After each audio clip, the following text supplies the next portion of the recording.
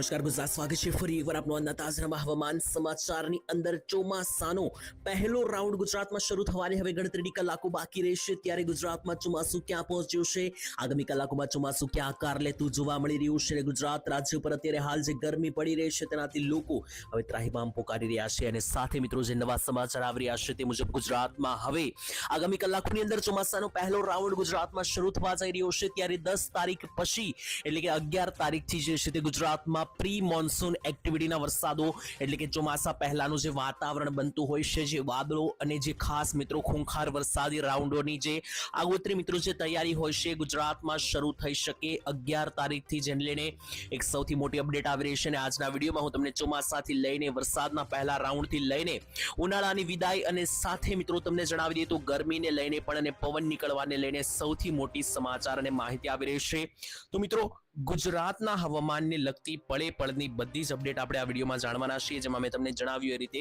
ચોમાસાનો રાઉન્ડ, હવામાન બદલાવ મિત્રો હવે જે થશે એટલે કે જે ઋતુ પરિવર્તન